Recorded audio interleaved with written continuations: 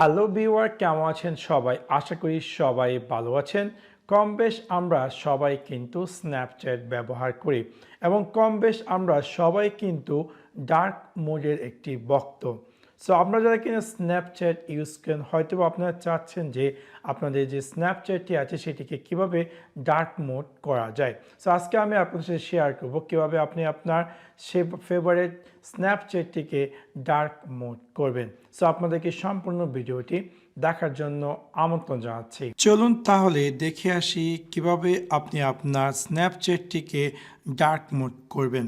অবশ্যই সেই কাজটি করার জন্য মেক শিওর যে আপনার মোবাইলে যে স্ন্যাপচ্যাট অ্যাপ্লিকেশনটি আছে আদৌ সেটি লেটেস্ট ভার্সন কিনা। যদি লেটেস্ট ভার্সন না হয়ে থাকে তাহলে আপনি আপনার স্ন্যাপচ্যাটটিকে আপডেট করে নেন। আপডেট করার পর আপনি আপনার স্ন্যাপচ্যাটটি ওপেন করুন। স্ন্যাপচ্যাটটি ওপেন করার পর একদম উপরে যে প্রোফাইল আইকন আছে তাতে ক্লিক করুন।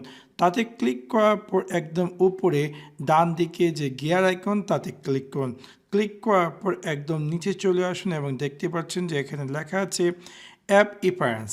এখানে ক্লিক করার পর আপনি পেয়ে যাচ্ছেন, যদি চান যে আপনার স্ন্যাপচ্যাটটিকে ডার্ক মোড করা যান তাহলে এখানে দিয়ে দিবেন অলওয়েজ ডার্ক এবং দেখতে পাচ্ছেন যে আমার সম্পূর্ণ স্ন্যাপচ্যাটটি কিন্তু একদম ডার্ক মোডে রূপান্তর হয়ে গেছে।